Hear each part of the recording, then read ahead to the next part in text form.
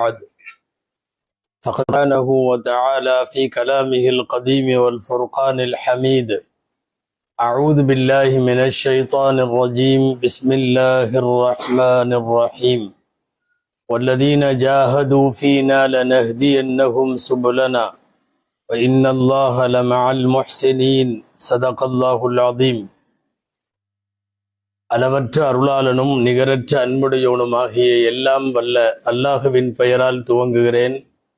அருமைநாயகம் முஹம்மதுர் ரசூலுல்லாஹ் ஸல்லல்லாஹு அலைஹி வஸல்லம் அவர்களின் மீதும் நற்பாக்கியங்கள் நிறைந்த அவர்களுடைய உம்மத்தின் மீதும் குறிப்பாக இக்காணொளியில இணைந்திருக்கிற நம் அனைவர் மீதும் எல்லாம் வல்ல அல்லாஹுவின் நல்லருள் என்றென்றும் நிறைவாக உண்டாவதாக. ஆமீன். அல்லாஹுவின் பேரருளால் இஸ்லாத்தின் வேர்களும் விழுதுகளும் உடைய வரலாற்று தொடரினுடைய 200வது தொடரில் அதிக சர்ச்சைக்குரிய அல்லாமா இப்னு தைமியா என்கிற தலைப்பில் நாம் பாகம் 1 நிறைவு செய்தோம். அவர்களுடைய பிறப்பு, அவர்களின் கல்வி, அவர்கள் ஆற்றிய பணிகளில் சில, கடைசியாக மிக கடுமையான சர்ச்சைகளை அவர்கள் தங்கள் கருத்துக்களால் எப்படி ஏற்படுத்தினார் என்பதை பற்றியெல்லாம் நாம் கடந்த வாரம் பார்த்தோம். பொதுவாக சில ஆளுமைகளின் வரலாற்றை படிக்கிற போது அவர்கள் நமக்கு உடன்பட்டவர்களாக இருக்கலாம் அல்லது முரண்பட்டவர்களாக இருக்கலாம். நாம் உடன்பாடுடையவர்களை மட்டுமே பேசுகிற தொடராக இதை வைக்கவில்லை. சில முரண்பாடுகளை கொண்டிருந்தாலும் அவர்களையும் நாம் வரலாறு வாசிக்க வேண்டும், தெரிய வேண்டும். எந்த கருத்தில் எப்படி அவர்கள் முரண்பட்டார்கள் அல்லது அஹ்லு சுன்னத்து வல் ஜமாஅத்திற்கு அவர்கள் மாற்றமாக எப்படியெல்லாம் செயல்பட்டார்கள், இதனால் அவர்களுக்கு ஏற்பட்ட பின்விளைவுகள் என்னென்ன என்பதை பற்றியெல்லாம் தெரிந்து கொள்ளுவதும் வரலாற்றினுடைய ஒரு பகுதிதான். அந்த அடிப்படையில் அல்லாமா இப்னு தைமியா ஒரு மிகப்பெரிய கல்வியாளர் என்பதில் சந்தேகமில்லை. திறமைகளை அல்லாஹ் கொடுத்திருந்தான் என்பதில் சந்தேகமில்லை. அபாரமான மனன சக்திக்கு சொந்தக்காரர் என்பதும் சந்தேகமில்லை. நீண்ட நெடுநாட்கள் மிகப்பெரிய பேராசிரிய பணியில் ஹதீசு கலையை போதிப்பவர்களாக அவர் இருந்திருக்கிறார் என்பதிலேயும் சந்தேகமில்லை. ஆனாலும் சமகாலத்திலே வாழ்ந்த சத்திய பாதையில இருந்த உலமாக்களோடு கூட இவர் நிகழ்த்திய பல்வேறு சண்டைகள், இவர் வெளியிட்ட சர்ச்சைக்குரிய கருத்துக்கள் இவரை பொறுத்தவரை அன்றைய காலத்திலே வாழ்ந்த உலமாக்களுக்கு மிகப்பெரிய எதிரியாக பட்டுவிட்டது. அந்த அடிப்படையில் அல்லாமா இப்னு தைமியா அவர்கள் என்னென்னவெல்லாம் சர்ச்சைக்குரிய கருத்துக்களை சொன்னார் என்று கடந்த வாரத்தினுடைய கடைசியில நாம் பார்த்தோம். மிக அதிகமாக அரபுலகத்திலே இருந்து அகில உலக அளவில் சர்ச்சைக்குரிய கருத்துக்களால் மிகப்பெரிய அதிர்வலைகளை இந்த உம்மத்திலே ஏற்படுத்தியவர்கள் ஒரு 2-3 பேர். அதுல 1வது இப்னு தைமியா, 2வது நாமெல்லாம் அறிந்திருக்கிற இப்னு அப்துல் வஹாப், வஹாபிகளினுடைய குருநாதர், 3வது ஹதீசு கலையில இருந்து கொண்டு பல்வேறு சர்ச்சைகளுக்கு ஆளான ஹதீஸ் கலை வல்லுனர் அல்லாமா அல்பானி அவர்கள். இந்த 3 பேரும் மிக கடுமையான சர்ச்சைகளை இந்த உம்மத்திலே ஏற்படுத்தியவர்கள். இப்போது அந்த வரிசையில் 3 பேரில் முதலாவதாக இருக்கிற இப்னு தைமியா அவர்கள் சுமார் 4 தடவை சிறை கம்பிகளுக்கு பின்னாலே இருந்திருக்கிறார். 4 தடவைகள் சிற்சில சிறைகளாக அவ்வப்போது போய்விட்டு சில நாட்கள் வெளியே வந்து விட்டதை நாம் இங்கே சொல்லவில்லை. ஒரு நீண்ட சிறைவாசமாக 1 மாதம், 6 மாதம், 1 வருஷம் என்றெல்லாம் சிறைக்கு போன, அதிக நாட்கள் சிறையில இருந்த அந்த சிறைவாசத்தை கணக்கில் எடுத்தால் ஒரு 4 முறை வரும். ஃபத்தாவா ஹமவியா என்ற ஒரு ஃபத்வாவை நாம் பிறகு அதற்கு விளக்கம் சொல்லுவோம். அந்த ஃபத்வாவை வெளியிட்ட நேரத்தில் ஹிஜ்ரி 705 அவர் சிறையிலே அடைக்கப்பட்டார். அதற்கு பிறகு சூஃபிகளினுடைய தசவுஃப் சித்தாந்தத்திற்கு எதிராக, அவர்களினுடைய ஆன்மீக பாதைக்கு எதிராக இவர் தெரிவித்த கருத்துக்களுக்காக வேண்டி ஹிஜ்ரி 707 ஒரு தடவை சிறையிலே அடைக்கப்பட்டார். தலாக்கை சத்தியம் செய்து தலாக்கு விடுதல் பின்னாலே அந்த மசாலாவையும் இன்ஷா அல்லாஹ் விவரிப்போம். அந்த தலாக்கினுடைய மசாலாவுக்காக வேண்டி பல்வேறு கட்ட விவாதங்களுக்கு பிறகு மீண்டும் ஒரு முறை 720 சிறையில் அடைக்கப்பட்டார். கடைசியாக வஃபாத்திற்கு முன்னால் 726 ஒரு தடவை சிறைக்கு சென்றார். இப்படி பல்வேறு தடவை சிறை கம்பிகளுக்கு பின்னாலே இருக்க வேண்டிய சூழல் அவருக்கு ஏற்பட்டதற்கு காரணம் வெறுமனே இதற்கு முன்னால் நாம் பார்த்த உலமாக்களினுடைய வரலாறுகளைப் போல ஆட்சியாளர்களோடு ஏற்பட்ட மோதல் அல்ல. கருத்துக்களால், சர்ச்சைக்குரிய கருத்துக்களால் ஒரு வெகுஜன சமூகத்திற்கு எதிராக இவர் முன்வைத்த விவாதங்கள் அன்றைய தினம் அறிஞர் பெருமக்களால் அவர்களுக்கு ஏற்புடையதாக இல்லை என்கிற போது இவர்கள் கடுமையாக பாதிக்கப்பட்டார்கள். ஒண்ணுமில்ல, அல்லாஹுவினுடைய சிஃபாத்துகள், இறைவனுடைய தன்மைகள் என்று சொல்லக்கூடிய அல்லாஹுடைய சிஃபாத்துகளை பற்றி இவர் பாடம் நடத்துகிற போது விளக்கம் சொல்ல ஆரம்பித்தார். அப்போது அதிலே அல்லாஹுவினுடைய சிஃபத்துகள் சம்பந்தமாக சில கேள்விகளை கேட்டார்கள். அந்த கேள்விகளுக்கு இவர் சர்ச்சைக்குரிய பதிலை கொடுத்தார். அந்த பதில் தான் ஃபதாவா ஹமவியா என்று சொல்லப்படுகிறது.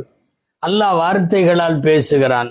நாமெல்லாம் பேசுவது வார்த்தைகளால் பேசுவோம், சப்தத்தோடு பேசுவோம். ரப்பும் மஅல் ஹுரூஃபி வல் அஸ்வாத், அவன் வார்த்தைகளோடு, வாக்கியங்களோடு, எழுத்துக்களோடு, அட்சரத்தோடு, சப்தத்தோடு நாம் பேசுவதைப் போலவே பேசுகிறான். நாம் நடப்பது போல இறங்குவது போல இறங்குகிறான் என்றெல்லாம் சிஃபாத்துல்லா சம்பந்தமாக தெரிவித்த கருத்துக்கள் அதிகம் ஃபதாவா ஹமவியாவிலே இடம்பெற்றிருக்கிறது. இந்த ஃபத்தாவா வெளிவந்த போது இந்த ஃபத்துவாவுக்கு எதிராக கிட்டத்தட்ட அன்றைக்கு இருந்த 90% உலமாக்கள் வெகுண்டெழுந்து விட்டார்கள். இப்னு தைமியா வழிகேட்டிலே இருக்கிறார் என்று சொன்னார்கள். அன்றைக்கு இருந்த ஆட்சியாளர்கள் நீதிபதிகளிடத்திலே போய் அல்லாமா இப்னு தைமியா அல்லாஹுவின் சிஃபத்துகள் சம்பந்தமாக குறை உடைய வார்த்தைகளை இவர் பேசுகிறார் என்று சொன்னார்கள். குறிப்பாக ஹனஃபி மதுஹபினுடைய காதியாக அன்றைக்கு இருந்த அல்லாமா ஜலாலுத்தீன் ரஹிமஹுல்லா அவங்கள்ட்ட இந்த பிரச்சனை போனது. காதி ஹனஃபி இமாம் ஜலாலுத்தீன் ரஹிமஹுல்லா இவரை கூப்பிட்டு அனுப்பினார்கள். இப்னு தைமியாவை தாருல் ஹதீஸ் அல் அஷ்ரஃபியா என்ற ஒரு கூடம், கல்வி கூடம், நீங்கள் அங்கே வர வேண்டும், வந்து பதில் சொல்ல வேண்டும் என்று கூப்பிட்ட போது இப்னு தைமியா சர்ச்சைக்குரிய கருத்தை தெரிவித்தது மட்டுமல்ல, வரமாட்டேன் என்று சொல்லி அனுப்பினார். காசிகள் கூப்பிட்டு அனுப்புகிற போது வந்து சொல்ல வேண்டும், வரமாட்டேன் என்று சொன்னார். வரமாட்டேன் என்று மறுத்தது மட்டுமல்ல, கூப்பிட வந்தவர்களிடத்தில் என்ன சொன்னார், என் விஷயத்தில் முடிவு செய்வதாக இருந்தால் நாட்டின் ஜனாதிபதி முடிவு செய்ய வேண்டும், உன் போன்ற நீதிபதி முடிவு செய்ய முடியாதுன்னு சொல்லிவிட்டார். அப்படியே போய் சொல்லிட்டாங்க. நீங்க கூப்பிட்டு அனுப்புனதை போய் சொன்னோம், நீங்க கூப்பிட்டாவெல்லாம் வரமாட்டாராம், முடிவு செய்யற விஷயம் அரசர் கையில இருக்கான், மன்னர் முடிவு செய்யணும், நீங்கெல்லாம் முடிவு செய்ய முடியாதான்னு சொன்னதுக்கு அப்புறம் பல்வேறு விசாரணைகளுக்கு பின் காதி ஜலாலுத்தீன் அவர்கள் ரஹிமஹுல்லா அறிவித்து விட்டார்கள், இப்னு தைமியாவினுடைய கொள்கை கோட்பாடுகள் சரியாக இல்லை என்று காதி ஜலாலுத்தீன் அவர்கள் அறிவிப்பு செய்து விட்டார்கள். அதற்கு பிறகு மீண்டும் பல்வேறு விதமான சர்ச்சைகளுக்கு பிறகு காதி அப்ரம் என்றொருவர், அவர் தலைமையில இப்னு தைமியாவை விசாரிக்க வேண்டும் என்று ஒரு கமிட்டி போடப்படுகிறது. இன்றைக்கெல்லாம் சில பிரச்சனைகளுக்கு ஒரு நபர் நீதி விசாரணைன்னு போடுறாங்கல்ல, அந்த மாதிரி அப்ரம் அவர்களை நியமித்து நீதி விசாரணை நடத்துவதற்கு சொல்லப்பட்டது. அப்ரம் அவர்களுடைய தலைமையில 3 சிட்டிங், 3 அமர்வுகள் இப்னு தைமியாவை விசாரிப்பதற்கு கூடினார்கள். இப்னு தைமியாவும் அழைக்கப்பட்டார். அன்றைக்கு இருந்த மிக முக்கியமான 4 மதுஹபுகளை சார்ந்த உலமாக்கள் எல்லாம் அழைக்கப்பட்டார்கள். எல்லா அறிஞர் பெருமக்களும் இப்னு தைமியாவும் இருந்த போது இதில் ஒரு சரியான தெளிவை அவர் தர முன் வரவில்லை. பிறகு அவர்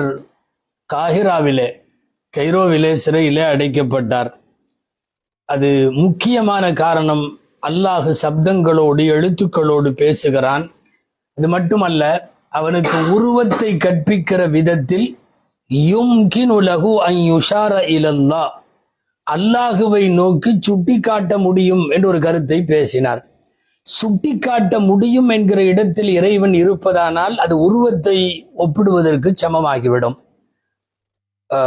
சுட்டுவது என்பது ஒரு பொருளை ஒரு இடத்துல இருக்கிற ஒன்றைத்தானே சுட்டி காட்ட முடியும். சுட்டி காட்டப்படும் நிலையில் இறைவன் இருக்கிறான். இந்த கருத்து இதனுடைய அகீதாக்கள் ஆழமாக உலமாக்கள் நன்கறிவார்கள். நான் பொதுமக்களுக்கு விளங்குகிற பாணியில் லேசாக சொல்லுகிறேன். சுட்டி காட்டும் இடத்தில் சுட்டி காட்டுகிற தோரணையில் இறைவன் இருக்கிறான் என்றெல்லாம் சொன்னதற்காக வேண்டி காஹிரா சிறையில அவரும் அவருடைய 2 சகோதரர்களும் சேர்த்து எல்லாம் அடைக்கப்பட்டார்கள் ஒரு சிறையில. அந்த சிறைக்கே வித்தியாசமாக ஜுப்பே யூசுப் என்று பெயர். யூசுஃபின் கிணறு என்பது அந்த சிறைச்சாலைக்கு பெயர். இந்த சிறைச்சாலையில 1.5 வருஷ காலங்கள் அங்கே இருந்தார். பொதுவாக இது போன்ற பெரும்பான்மை சமூகத்திற்கு எதிராக பேசினாலும் அவர்களுக்கென்று ஒரு கூட்டம் இருக்கத்தானே செய்யும். இப்னு தைமியாவினுடைய ஆதரவாளர்கள் நிறைய பேர் இருந்தார்கள். அவர்களெல்லாம் சிறையில வந்து அவர்களை சந்திக்க ஆரம்பித்தார்கள். சிறையிலேயே வந்து மார்க்க விளக்கம் கேட்டார்கள், ஃபத்வா கேட்டார்கள். காலப்போக்கில் இந்த கூட்டம் அதிகமாகி கொண்டே இருந்ததை பார்த்துவிட்டு இங்க வச்சா சரியாகாதுன்னு இடைக்காலத்திலேயே அவர்கள் கெய்ரோவிலே இருந்து அலெக்சாண்ட்ரியாவினுடைய சிறைக்கு மாற்றுகிறார்கள். இஸ்கந்தரியாவினுடைய சிறைக்கு போய் அங்கே 8 மாத காலங்கள் இருந்ததற்கு பிறகு அவர் அங்கே விடுதலை செய்யப்படுவதாக அவர்களுடைய வரலாற்றிலே இருக்கிறது. இப்போ கடுமையான சர்ச்சைக்குரிய இந்த கருத்துக்களை எல்லாம் அவர் தெரிவித்தார். இந்த ஃபதாவா ஹமவியா, நாம் சொன்ன இந்த ஃபதாவா ஹமவியா நீண்ட நெடுங்காலம் எல்லாம் உட்கார்ந்து எழுதினதில்லை. இங்கே நாம் இப்னு தைமியா அவர்களுடைய ஒரு திறமையையும் சொல்லியாக வேண்டும். ஸரீஉ தஅலீஃப் வ தஸ்னீஃப் என்று சொல்லக்கூடிய மிக வேகமாக எழுதக்கூடிய ஆற்றல் பெற்றவர். ஒரு லொஹுருக்கும் அஸ்ருக்கும் இடையில 56 சஃபாவை எழுதி ஒரு புக்கு கையில கொடுத்து விட்டார்கள். லொஹுருக்கும் அஸ்ருக்கும் இடையில அதிகபட்சமா 2 மணி நேரம்.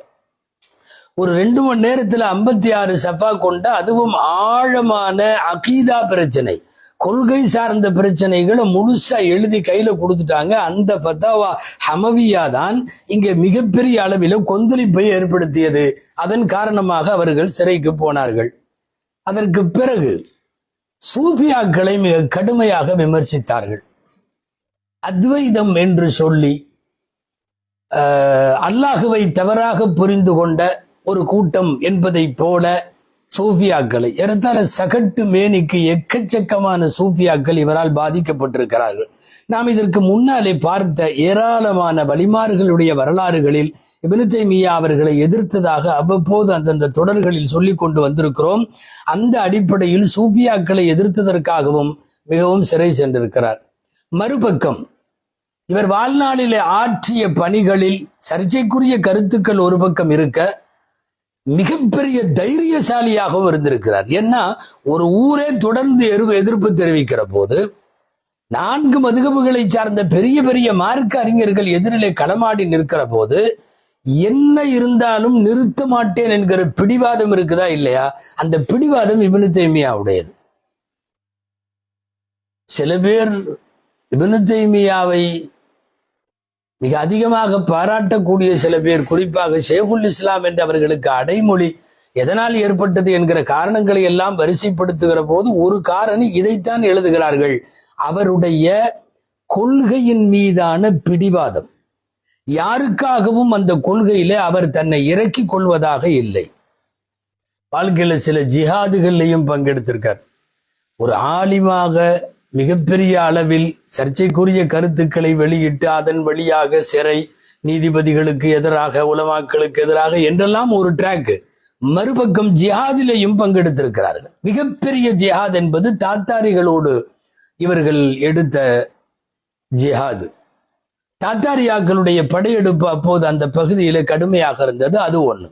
அவர் வாழ்க்கையில சந்தித்த 2வது மிகப்பெரிய ஜிஹாத் என்பது பல்வேறு கூட்டத்தாரோடு மோதினார்கள். உண்மையாலுமே அந்த கூட்டங்கள் கொஞ்சம் அநியாயமான, கொள்கையில் குழம்பி போன முரண்பட்ட கூட்டங்கள்.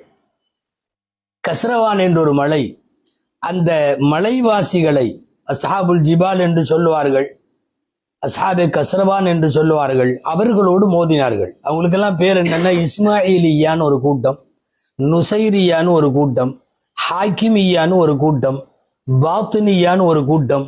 இவங்கெல்லாம் அடங்கிய தொகுப்பு தான் கஸ்ரவான் மலைக்காரர்கள். என்ன இந்த கஸ்ரவான் மலைக்காரர்கள் என்ன செய்தார்கள்? சஹாபாக்கள்ல எக்கச்சக்கமான பேரை இவங்க காஃபிர்ன்றாங்க. மோசமான ஒரு கூட்டம். சஹாபாக்களை லேசாக குறைத்து மதிப்பிட்டால் கூட இந்த உம்மத்தினுடைய அறிஞர் பெருமக்கள் ஏற்க மாட்டார்கள். சஹாபாக்களை காஃபிர் என்றார்கள். சஹாபாக்கள் கண்ணியமானவர்கள் என்று எவன் நம்புகிறானோ அவனையெல்லாம் காஃபிர் என்றார்கள்.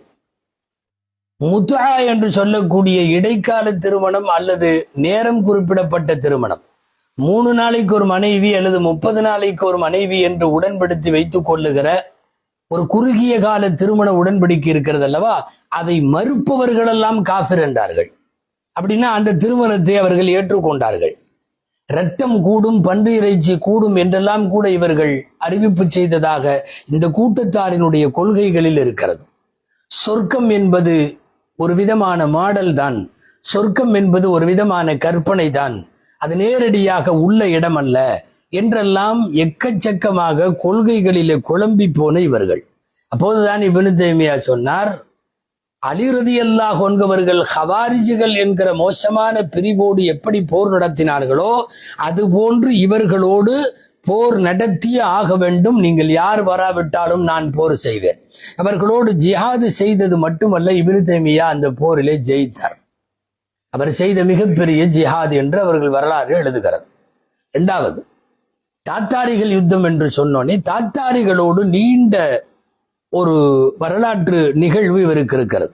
ஹிஜ்ரி 702 90,000 பேரோடு தாத்தாரிகள் வந்திருக்கிறார்கள்.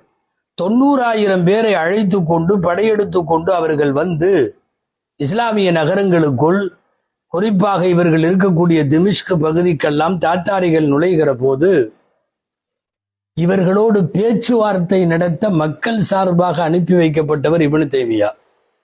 தாத்தாரிகளுடைய கூடாரத்துல போய் நின்று அவனுங்களுக்கு எதிராக அவங்கள்ட்டயே பேசுறதுக்கெல்லாம் நாடி நரம்பெல்லாம் தைரியம் வேணும். அந்த தைரியம் இப்னு தைமியாவுக்கு இருந்தது.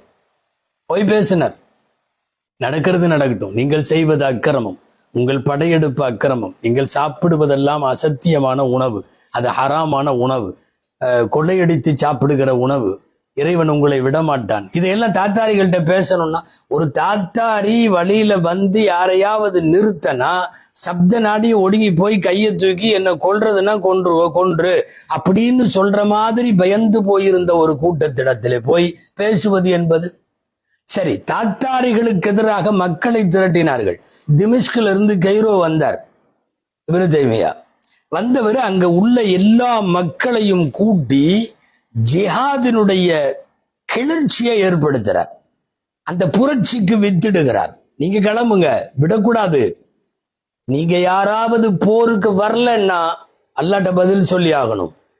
ஆயிரக்கணக்கான மக்களை திரட்டி பேசுகிறார். அல்லாமா இப்னு தகீகில் ஈத் ரஹிமஹுல்லாஹ் அவர்கள் தாத்தாரிகளுடனான போரில் இப்னு தைமியாவினுடைய ஜுஹூதுகள், அவருடைய முயற்சிகள் என்னென்ன என்பதை தனியாக தொகுத்திருக்கிறார்கள்.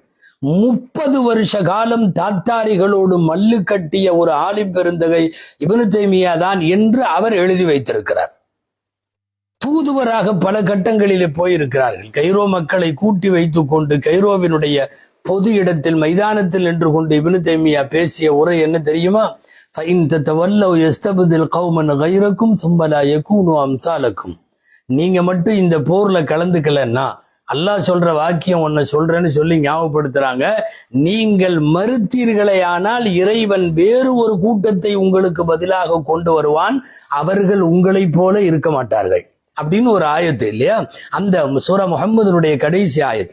அந்த ஆயத்தை ஓதி காட்டி ஒருத்தர் கூட பின்வாங்க கூடாது, ஜிஹாதுக்கு வாருங்கள் என்று ஒட்டுமொத்த காஹிராவையும் தயார் செய்ததற்கு பின்னணியில் இப்னு தைமியாவினுடைய விவேகம், வீரம், துணிவு, தைரியம், திராணி எல்லாமே அதற்குள்ளே அடக்கம்.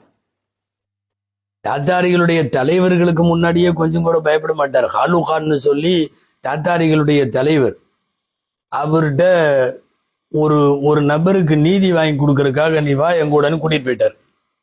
போய் உட்காந்தா தாத்தாரிகளுடைய தளபதி உட்காந்துருக்கான் பயங்கரமான சிம்மாசனத்துல. பார்க்கறவங்க எல்லாம் பயந்துருவாங்க.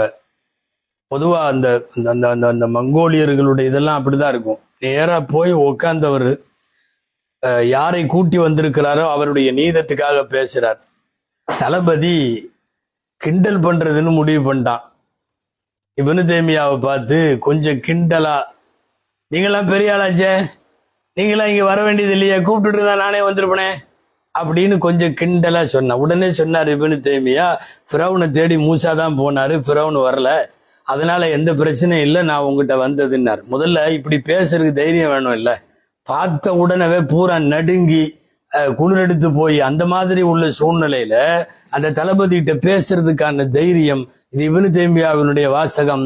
நீ வர வேண்டிய அவசியம் இல்லை, ஃபிரௌன் இருக்கிற இடத்தில் மூசா தான் போனார் என்று சொல்லுவது மிகப்பெரிய துணிச்சல். அதே மாதிரி காசான்னு சொல்லி ஒரு தாத்தாரிகளுடைய அரசர், அவர்கிட்ட போய் ரொம்ப நேரம் உட்கார்ந்து பேசினதுல அந்த ஆளோட கல்புல கொஞ்சம் பயம் வந்துருச்சு. இப்னு தைமியா அல்லாஹ்வை முன்னிறுத்தி மறுமையை முன்னிறுத்தி நீங்க பேசினதெல்லாம் சரியில்லைன்னு பேசின உடனே அந்த ஆளு திருந்தனானோ இல்லையோ, எதிரில் வந்த இப்னு தைமியாவுக்கு மரியாதை கொடுக்கறதுன்னு முடிவு பண்ணி எல்லாம் பேசின உடனே பேசி முடிச்சுட்டு கிளம்புனாங்க. இப்னு தைமியா போறேன்ட்டு, எனக்காக துவா செய்யுங்க அப்படின்னு சொன்னான் அந்த அரசன் காசான். அப்போ இப்னு தைமியா அல்லாஹ்விடத்துல துவா செய்கிறார். அல்லாஹும்ம இன்கான யுஜாஹிது லில்லாஹி வ ரசூலிஹி ஃபகுல்லஹு நாஸரம் வ முஈனா. யா அல்லாஹ், உன்னுடைய ரசூலுக்காக இவர் ஜிஹாது செய்வதாக இருந்தால், இவர் போராளியாக இருந்தால், யா அல்லாஹ் நீ அவருக்கு உதவி செய். இல்ல அரசாட்சிக்காகவும் கொள்ளையடிப்பதற்காகவும் இவர் ரத்தம் ஓட்டுகிறார் பூமியில் என்று சொன்னால், யா அல்லாஹ் இவரை தண்டிப்பாயாகன்னு சொல்லி அதுக்கு அவன் ஆமீன் இருக்கான். அங்கேயே துவா செஞ்சிருக்கார். ஃபஆகிபுஹு அப்படின்னு கேட்டிருக்கார். துவா இந்த துவாவை எல்லாம் செய்யறதுக்கு ஒரு தைரியம் வேணும். ஆனால் இவரை பற்றிய அவனுடைய அபிப்பிராயமோ அல்லது இவருடைய துணிச்சலின் காரணமாக அங்கே ஏற்பட்ட உள்ளத்தினுடைய பிரக்கியோ தெரியவில்லை. அவர் ஆமீன் சொல்லிவிட்டார். சும்மாவாவது இருந்திருக்கலாம், கிளம்பி போறப்போ சாப்பிட்டு போங்களேன், இங்க எல்லாத்துக்கும் ஏற்பாடு இருக்கு விருந்து அப்படின்னு. அப்பவும் திரும்ப கொள்ளையடிச்ச பொருளை நான் சாப்பிட முடியாது, எனக்கு எப்படி ஆளால் ஆகும், நாடு நாடா கொள்ளையடிச்சிட்டு வர்ற நீ போடுற உணவை என்னால சாப்பிட முடியாதுன்னு சொல்லிட்டு, பொதுவா தாத்தாரிகள்கிட்ட இப்படி பேசிட்டு வெளியே வர்றதுங்கிறது ஒரு அபாரமான துணிச்சல். அந்த துணிச்சல் இப்னு தைமியாவுக்கு இருந்திருக்கிறது என்று பார்க்கிறோம். இப்படி வரலாற்றினுடைய வழிநெடுகிலும் இவர் ஆற்றிய ஜிஹாத் உள்ளிட்ட சில பணிகளும் சிலாகித்து பேசப்படுகிறது. என்ன வெகுஜன மக்களின் எதிர்ப்பாக இருந்ததால் இன்று வரை இப்னு தைமியா சிலரால் கொண்டாடப்படுகிற, பலரால் கடுமையாக விமர்சிக்கப்படுகிற ஒரு பெரிய ஆளுமையாக அவர் நிற்கிறார். இதுக்கு அடுத்ததுதான் முக்கியமான ஒரு தலாக்கு பிரச்சனை. அதாவது, நான் அல்லாஹ்வின் மீது சத்தியம் செய்கிறேன் என் மனைவி தலாக்கு அப்படின்னு ஒருத்தர் சொல்றாருன்னு வைங்களேன். தலாக்கு அல் பில் ஹலஃப்னு சொல்லுவாங்க, சத்தியத்தின் மீது தலாக். நான் அதுக்கு முன்னாடி ஒரு விஷயத்தை விளங்குறதுக்காக சொல்லிடுறேன். யாராவது ஒருத்தர் ஒரு சத்தியம் பண்றார், அந்த சத்தியத்தை முறிச்சிடுறார். முறிச்சிட்டா என்ன செய்யணும்? நம்ம மார்க்க சட்டப்படி ஒரு 10 மிஸ்கினுக்கு சாப்பாடு கொடுக்கணும். 10 மிஸ்கினுக்கு சாப்பாடு கொடுக்கணும், அல்லது அடிமையை உரிமையிடணும், அல்லது அவங்களுக்கு ட்ரெஸ் கொடுக்கணும். கொடுத்துட்டா திரும்ப அதை செய்யலாம். இப்போ உதாரணமா ஒருத்தர் நல்ல காரியத்தையே வேணான்னு சத்தியம் பண்றாருன்னு வைங்களேன். நான் என்னுடைய சகோதரி கூட பேச மாட்டேன், எங்க அண்ணன் கூட பேச மாட்டேன் அப்படின்னு ஒருத்தர் பண்றார். அல்லாஹ் மேல சத்தியமா அப்படின்னு பண்ணிட்டார். இப்போ இவர் என்ன பண்ணணும்? 10 மிஸ்கினுக்கு சாப்பாடு கொடுத்துட்டு அண்ணன் கூட போய் பேசிடணும். அந்த மாதிரி ஒருத்தன் அல்லாஹ் மேல சத்தியமா தலாக்குன்னு சொல்லிட்டான்னா, இப்னு தைமியா சொல்றாரு 10 மிஸ்கினுக்கு சாப்பாடு கொடுத்துட்டு மனைவியோட சேர்ந்துக்கலாங்கிறாரு. 4 இமாம்களும் கூடாது என்கிறார்கள். சத்தியம் செய்துவிட்டு தலாக் ஆகிவிட்டால் தலாக்கு கூடாது, தலாக் ஆகிவிட்டது, இனிமேல் அந்த கணவன் சேர முடியாது என்பதுதான் 4 மதுஹபிலையும் தீர்ப்பு. 99% உலமாக்களுடைய தீர்ப்பு. அத்தனை பெரும்பான்மையான அறிஞர் சமூகத்திற்கு எதிராக இவர் மட்டும் என்ன சொன்னாரு? இல்ல, இதுல தலாக்கு நடக்காதுன்னாரு. இதனால என்ன ஆகும் தெரியுமா? தலாக்கு எடுப்பார் கைப்பிள்ளையை போல லேசாயிரும். சர்வ சாதாரணமா எத்தனை சத்தியம் வேணாலும் பண்ணிக்கலாம். அப்புறம் முதல்ல அன்னைக்கு ஏன் இப்படி தலாக்கு வந்துச்சுன்னு கொஞ்சம் அதுல ஒரு சிந்தனை இருக்கிறது. அது என்ன அல்லாஹ் மேல சத்தியமா மனைவி தலாக் அப்படின்னு இந்த முதல்ல இந்த கான்செப்ட் எங்கிருந்து வருது தெரியுமா? ஹஜ்ஜாஜ் இப்னு யூசுப்ட இருந்து வருது. என்ன அவர் பண்ணாரு? அரச இதுல பதவி ஏற்கிறவங்க எல்லாம் ஜனாதிபதிக்கு முன்னாடி அமைச்சர்களாக அதிபர் பதவி ஏற்பாங்க இல்லையா? பதவி ஏற்கிற ஒவ்வொரு அமைச்சரும் என்ன சொல்லணும் தெரியுமா? நான் அரசருக்கு கட்டுப்பட்டு நடப்பேன், நடக்காவிட்டால் என் மனைவி அல்லாஹ்வின் மீது சத்தியமாக தலாக்காகி விடுவாள் அப்படின்னு சொல்லணும். இந்த பிரமாண வாக்கியம்ங்கிறாங்கல்ல, சத்திய பிரமாணம் எடுத்துக்கொண்டார், ரகசிய காப்பு பிரமாணம் எடுத்துக்கொண்டார். இந்த பிரமாண வாக்கியத்திலேயே இது இருந்துச்சு, நான் அரசருக்கு கட்டுப்பட்டு நடப்பேன், அப்படி நடக்கவில்லைன்னா என் மனைவி தலாக்காகி விடுங்கிற மாதிரி சத்தியம் எடுக்கணும். இப்ப என்னன்னா, முதல்ல பையத் எடுக்கிற போது அமைச்சர்கள், அரசு சார்ந்த பிரதிநிதிகள் அங்க இல்லட்டி என் மனைவி தலாக்காயிருன்ற வார்த்தையே சொல்லக்கூடாதுன்னாங்க. சொல்ல போனா இமாம் ஷாஃபி ரஹ்மத்துல்லாஹி, மாலிக் ரஹ்மத்துல்லாஹி எல்லாம் ஜெயிலுக்கு போனதுக்கு காரணமே இந்த மசலா. அவங்க எல்லாம் இந்த சத்திய பிரமாணத்தை எதிர்த்தார்கள். அவர்கள் ஜெயிலுக்கு போனதற்கு பின்னால், நாம் இதற்கு முன்னால் இமாம் ஷாஃபி ரஹ்மத்துல்லாஹி வரலாறு பேசி இருக்கிற போதும் லேசாக சொல்லி இருக்கிறோம். இப்ப அதையெல்லாம் எதிர்த்தாங்க. இப்னு தைமியா இதை சர்வ சாதாரணமா சொல்லிட்டாரு, இல்ல தலாக் இல்ல, தாராளமா சேர்ந்துக்கலாம். சரி, ஏதாவது கொஞ்சம் ஆளுக்காளி எல்லாரும் பேசுறப்ப, ஏன்னா ஒட்டுமொத்த சமூகமே எதிர்க்குது, எப்படி வாபஸ் வாங்கிருன்னு பார்த்தா இல்ல, அதுல உறுதியா இருந்தார். மிஸ்ருடைய சுல்தான், மிஸ்ருடைய அரசர் இப்னு தைமியா இனிமேல் எந்த ஃபத்வாவும் கொடுக்க கூடாதுன்னு தடை போட்டார் இதுக்கப்புறம். ஏன்னா நாடு கொந்தளிக்கிறது, அவ்வளவு பேரும் இப்படி சொல்றாங்க. இந்த ஃபத்வா தலாக்கு விஷயத்தில் மட்டுமல்ல, எந்த ஃபத்வாவும் கொடுக்க கூடாது. நான் இப்னு தைமியா அவருடைய தைரியம் என்ன தெரியுமா? அதுக்கப்புறமும் ஃபத்வா கொடுத்தார், நாட்டினுடைய ஜனாதிபதி அரச உத்தரவை மீறி. அதுக்கப்புறம் 3 முறைகள் வழக்கமாக அப்படிதான் நடக்கும். முதல் சிட்டிங், 2வது சிட்டிங், இன்னைக்கு உள்ள கோர்ட் பாணியில சொன்னா 3 ஹியரிங் நடந்தது. இப்னு தைமியாவை கொண்டு ஆஜர்படுத்தினார்கள். அத்தனை நீதிபதிகளும் இருந்தாங்க, அப்புறம் அத்தனை உலமாக்களும் இருந்தாங்க. கடைசி வரையும் அதுல மசலால அவர் வாபஸ் வாங்கவே இல்லை. எனவே மீண்டும் திமிஷ்கனுடைய கோட்டையிலே சிறை வைக்கப்பட்டார். அதுல ஏறத்தாழ ஒரு 5 மாசம் ஒரு 18 நாள், அதுல 720 ஹிஜ்ரி, அதுல ஜெயிலுக்கு போனவர் 721 ஆஷூரா நாள் அப்போ ரஜப்ல ஜெயிலுக்கு போனவர். ஒரு 5 மாசம் 18 நாள் கழிச்சு ஆஷூரா அன்னைக்கு அதுக்கப்புறம் விடுதலை செய்யறாங்க. கடுமையான சர்ச்சைகளுக்குரிய ஃபத்வாக்களை கொடுத்த போது, ஒட்டுமொத்த சமூகமும் அதை எதிர்த்த போது, அன்றைக்கு வாழ்ந்த மார்க்க அறிஞர்கள் எக்கச்சக்கமான எதிர்த்த போது இவர் ஜெயிலுக்கு போக வேண்டிய சூழ்நிலை ஏற்பட்டது. இதுல ஆச்சரியம் என்னன்னா, 90% உலமாக்கள் மார்க்க அறிஞர்கள்லாம் எதிர்த்ததை இன்றைக்கு கூட தமிழ் உட்பட எல்லா மொழிகள்லையும் இப்னு தைமியாவை புகழ்ந்து எழுதுகிறோம் என்ற பெயரில் எழுதுகிற நூலாசிரியர்கள் சில பேர் அன்றைக்கு இருந்த அசத்தியவான்கள் எதிர்த்தார்கள்னு எழுதுறாங்க. பொதுவா ஒரு தலாக்குடைய மசலாவில் இப்னு தைமியா சொல்ற கருத்தை 90% உலமாக்கள் எதிர்க்கணும். அவங்களுக்கெல்லாம் அசத்தியவான்கள்னு முதல்ல பேர் சொல்லலாமா? அது ஏதோ கல்வியாளர்களுக்கு இடையில இருந்த கருத்து வேறுபாடு. அவர்கள் சொல்லுகிறார்கள் அது எதிர்ப்பா இருந்ததுனால இவர் சிறையில் அடைக்கப்பட்டார். ஆனால் இப்னு தைமியாவை நாங்கள் உயர்த்தி பிடிக்கிறோம் என்ற பெயராலே உலகத்தில் தோன்றிய நிறைய சூஃபியாக்களை வழிகேடர்களாக சித்தரித்து எழுதப்பட்ட நூல்களும் அப்படி பேசக்கூடியவர்களும் நிறைய பேர். நீங்கள் இப்னு தைமியா என்னவெல்லாம் மறுத்திருக்கிறார் என்று பட்டியல் பார்த்தால் புரியும். அன்றைக்கு இருந்த மார்க்க அறிஞர்கள் அசத்தியவாதிகள் அல்ல. எதிர்ப்பு தெரிவித்தது அசத்தியத்தினால், அவங்க அசத்தியத்தை சார்ந்தவர்கள் என்பதாலே அல்ல. நபிகள் நாயகம் ஸல்லல்லாஹு அலைஹி வஸல்லம் அவர்களை வைத்து வசீலா தேடக்கூடாது என்பது இப்னு தைமியாவுடைய கொள்கை. ரசூலுல்லாவை வச்சு கேட்கக்கூடாது, ரசூலுல்லாவின் பொருட்டால்னு கேட்கக்கூடாது. ஏன் யார் ரசூலுல்லான்னே சொல்லக்கூடாது, இப்னு தைமியாவினுடைய வழியில வர்றதுனாலயோ என்னவோ இன்னைக்கு கூட ரவுதாவுல நிக்கிற சில பேர் யார் ரசூலுல்லான்னு சொன்னா நம்மளை தள்ளி விட்டுருவான், கையை தூக்குனீங்கனாலும் தள்ளி விட்டுருவான். இப்னு தைமியாவுடைய கான்செப்ட் அது தவஸ்ஸுல் வசீலா பின் நபி ஸல்லல்லாஹு அலைஹி வஸல்லம் இல்லை. அதுல அவர் ஒரு வித்தியாசமான கருத்து உள்ளவர் இப்னு தைமியா. என்னன்னு கேட்டா, ஃபத்தாவா ஷேகுல் இஸ்லாம்னு சொல்லி தொகுத்திருக்கிறாங்க. அதுல இருக்குது, என்ன இருக்குன்னா, ரசூலுல்லா உயிரோட உள்ள வரையும் வசீலா தேடலாமா. சஹாபாக்கள்லாம் அப்படி தேடி இருக்காங்க, அதனால மறுக்க முடியாது யாருனாலையும். புகாரி முஸ்லிம் பூரா எக்கச்சக்கமா நிறைஞ்சு கிடக்குது. அதனால என்ன சொல்றாரு தெரியுமா, யஜூசு தவஸ்ஸுலு ஃபி ஹயாத்தின் நபி, ரசூலுல்லாவுடைய ஹயாத் இருக்கிறப்போ வசீலா தேடலாம். ரசூல் ஸல்லல்லாஹு அலைஹி வஸல்லம் மௌத்துக்கு பின்னாடி வசீலா தேடுவதற்கு அனுமதி இல்லை.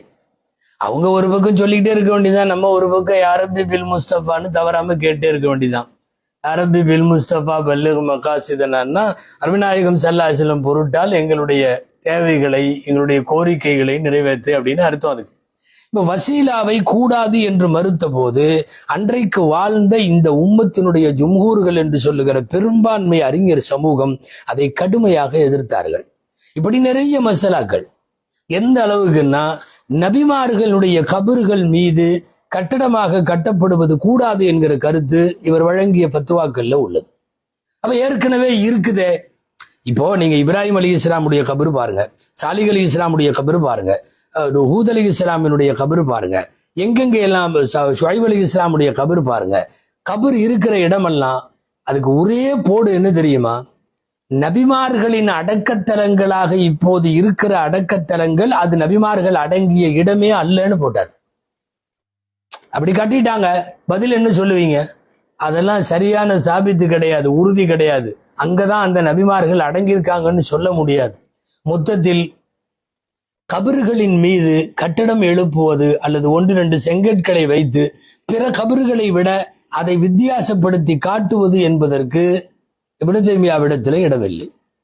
ஒரு கட்டத்துல ஆரம்ப காலத்தில் ஹம்பலி மதுஹபினுடைய ஆக பிடிவாதமாக ஹம்பலி மதுஹபை கரைத்து குடித்த மேதையாக இருந்த இப்னு தய்மியா ஒரு கட்டத்தில் 4 மதுஹபுகளில் ஒன்றை பின்பற்ற வேண்டிய அவசியம் இல்லை என்கிற நிலைக்கு கூட கடைசியில தள்ளப்பட்டார். அப்போ உலகத்துல இந்த 4 மதுஹபுகளை பின்பற்றுபவர்கள் பாத்தீங்கன்னா லட்சக்கணக்கில் அல்ல, கோடிக்கணக்கு. கோடிக்கணக்கான மதுஹபுகளை பின்பற்றக்கூடியவர்களிடத்துல ஒட்டுமொத்த எதிர்ப்புக்கு இவர் ஆளாகிற சூழ்நிலை எல்லாம் வந்துவிட்டது. ரொம்பவும் மோசமாக சில மசாயில்களை பேசுகிற போது பொது சமூகம் ஏத்துக்காது. லேசா நம்மளுக்கே தெரியுது, சரி இதுல ஏதோ கருத்து வேறுபாடு இருக்கு, அதுல அவர் அந்த கருத்துல இருக்காரு, இவங்கெல்லாம் இந்த கருத்து அப்படின்ட்டு சாதாரணமா கடந்து போற மாதிரி இல்லை. அதுல இவர் சொல்லி இந்த உம்மத்தில் அதிர்வலைகளை ஏற்படுத்திய மசாலாக்கள்ல ஒன்று என்னன்னா, நபி ஸல்லல்லாஹு அலைஹி வஸல்லம் அவர்களுடைய கபரை மதீனாவிலே ஜியாரத்து செய்வதற்காக வேண்டி பயணப்பட்டு போவது கூடாது, ஜியாரத்துக்குன்னு சஃபர் செய்யக்கூடாது. சஃபர் செய்யறதா இருந்தா மஸ்ஜிதுல் ஹராம், மஸ்ஜிதுல் நபவி, மஸ்ஜிதுல் அக்ஸா இந்த 3 பள்ளிவாசலுக்காக போறதா இருந்தா சஃபர் செய்யலாம். அப்படி மஸ்ஜிதுல் நபவிக்கு போறப்போ மஸ்ஜிதுல் நபவிக்குன்னு போய் வேணும்னா அங்க ரசூலுல்லாஹ் அடங்கி இருக்கிறவங்களுக்கு சலாம் சொல்லலாம். மற்றபடி நான் ஸல்லல்லாஹு அலைஹி வஸல்லமுக்கு சலாம் சொல்ல போகிறேன் என்று ஒருவன் மதீனாவுக்கு பிரயாணம் செய்வது கூடாது. கூடாதுன்னு எழுதுனா பரவாயில்ல, ஒரு சில ஃபத்வாக்களுடைய வாக்கியங்கள் இப்னு தய்மியா குஃபுர்னு எழுதுனதா ஒரு விஷயம் இருக்கிறது. அது பெரிய அளவில அர்-ரிஹ்லத்து இலல் மதீனா லிஸியாரத்தின் நபி ஸல்லல்லாஹு அலைஹி வஸல்லம் குஃப்ருன் வ ஜஸாஉல் குஃப்ரி அல் கத்ல். அது குஃபருக்கு தண்டனை கத்ல். இந்த மாதிரி வாசகத்தை எப்படி இந்த உம்மத்தை ஏற்றுக்கொள்ளும்? இந்த மாதிரி எல்லாம் பெரிய பெரிய அதிர்வுகள் இப்னு தய்மியா அவர்களாலே ஏற்படுத்தப்பட்டது. சாதாரண பாமரர்களாக இருக்கிற இந்த உம்மத்தை சார்ந்தவர்கள் கூட அதையெல்லாம் ஏற்றுக்கொள்ளக்கூடிய மனோநிலையிலே இல்லை. நிறைய பேர் இப்னு தய்மியாவை பாராட்டியவர்களின் பட்டியலும் நீளம். இப்னு தய்மியாவை விமர்சித்தவர்கள் என்பதை விட திட்டியவர்கள் பட்டியலும் நிறைய. அவருக்கு நெருக்கமாக இருந்து அவரை புகழ்ந்து நிறைய நூலெல்லாம் எழுதினவங்களே மறுபக்கம் அவருடைய ஓட்டை உடசல்களையும் தொகுத்திருக்கிறார்கள். அல்லாமா தகியுத்தீன் சுபுகி 7 கிதாப் எழுதியிருக்காரு. 7 இப்னு தய்மியாவுக்கு எதிராக. இடையிடையே இப்னு தய்மியாவுடைய தியாகத்தை, தாத்தாரிகளுடான போரை, ஜிஹாதை, அவரின் துணிவை, அவரின் அறிவாற்றலை, அவரின் இல்மை இதையெல்லாம் பாராட்டவும் செய்கிறார் அவரு. ஆனா 7 கிதாபுகள் அவருடைய கருத்துக்களுக்கு எதிராக எழுதியிருக்கிறார். நீங்க ஒயூனு தவாரீஹ்னு ஒரு நூல், சரித்திரங்களினுடைய ஊற்றுக்கள், ஒயூனு தவாரீஹ்ல இருக்குது. எந்த அளவுக்கு இருக்குன்னா, இப்னு தய்மியாவை நாம் ஒரு அதிகமாக அவர் மீது கொண்ட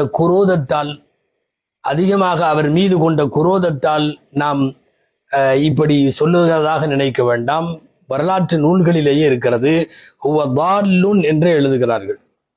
உலமாஇல் மதாஹிபில் அர்பா, 4 மதுஹபுகளை சார்ந்த பெரிய பெரிய உலமாக்களால் அவர் வழிகேடர் என்பது கூட எழுதப்பட்டிருக்கிறது. அதுல சில பேர் இப்படி எழுதியிருக்காங்க, 4 மதுஹபுகளை சார்ந்த 4 நீதிபதிகளால் லலாலத் என்று வழிகேடு என்று தீர்ப்பு செய்யப்பட்ட ஒரு மனிதர். இவரை குறித்து மக்களுக்கு எச்சரிக்க வேண்டிய கடமை மார்க்க அறிஞர்களுக்கு உண்டு என்று இருக்கிறது. பிரபலமான நூலாசிரியர் அல்லமா இப்னு ஹஜர் மக்கி ரஹிமஹுல்லா அவர்கள் தங்களுடைய ஹாஷியத்துல் ஈலாஹில எழுதியிருக்கிறார்கள், ஹுவ மிம்மன் அதல்லஹுல்லா, அல்லாஹ் யாரை வழிதவற விட்டு விட்டானோ அந்த பட்டியலிலே அவர் இருக்கிறார். அல்லாஹ்வுடைய சிஃபாத்துகளை பத்தி, அல்லாஹ்வின் தன்மைகளை பத்திய தப்பு தண்டாவா நிறைய பேசுறவரு ரசூலுல்லாவை பத்தி பேசுறதுல எதுக்கும் எனக்கெல்லாம் ஆச்சரியமே கிடையாது என்று சொல்லிவிட்டு, இதனால் தான் நிறைய உலமாக்கள் அவரை காஃபிர் என்கிறார்கள் என்று எழுதி முடித்திருப்பது யாரு தெரியுமா? அல்லாமா இப்னு ஹஜர் மக்கி. இப்படி நிறைய உலமாக்கள். சரி, அவருடைய வேறு சில உம்மத்திற்கு எதிரான சில கருத்துக்கள், இவர் குறித்து மற்றவர்கள் என்ன பேசினார்கள் என்பது, இவர் எழுதிய நூல்கள், அந்த நூல்கள் ஏற்படுத்திய அதிர்வலைகள், இவருடைய வஃபாத்து, இவைகள் எல்லாவற்றையும் பார்க்க வேண்டும். இந்த தொடர் நீண்டுவிடும். இன்ஷா அல்லாஹ் அடுத்த தொடரில் இப்னு தைமியாவினுடைய வஃபாத்து வரை உள்ள ஏனைய விஷயங்களை பார்ப்போம். என்ன இருந்தாலும் ஒரு நூற்றாண்டிலே வாழ்ந்த ஒரு அறிஞர் பெருமகனை பற்றி பேசுகிற போது குறைகள் இருந்தாலும் பேச வேண்டும், நிறைகள் இருந்தாலும் சொல்ல வேண்டும் என்கிற அடிப்படையில் தான் இந்த வரலாறு முன்வைக்கப்படுகிறதே தவிர இப்னு தைமியாவை பாராட்டுவதற்காக மட்டும் என்றும் இந்த தொடர் இல்லை, இப்னு தைமியாவை திட்டுவதற்காக மட்டும் என்று இல்லை. அவர் அவருடைய வாழ்ந்த காலத்தில் ஏற்படுத்திய நல்ல கெட்ட எல்லாவித அதிர்வுகளையும் தெரிந்து கொள்ள வேண்டும் என்ற அடிப்படையில் சொல்லப்படுகிறது. சரியான விஷயத்தை சரியான கோணத்தில் புரிந்து விளங்கவும் அதன்படி நம்ம நடக்கவும் அல்லாஹ் நமக்கு தௌஃபீக் செய்வானாக. ஆமீன். வஆகிரு தஅவானா அல்ஹம்துலில்லாஹி ரப்பில் ஆலமீன். அஸ்ஸலாமு அலைக்கும் வரஹ்மத்துல்லாஹி வபரகாத்துஹு.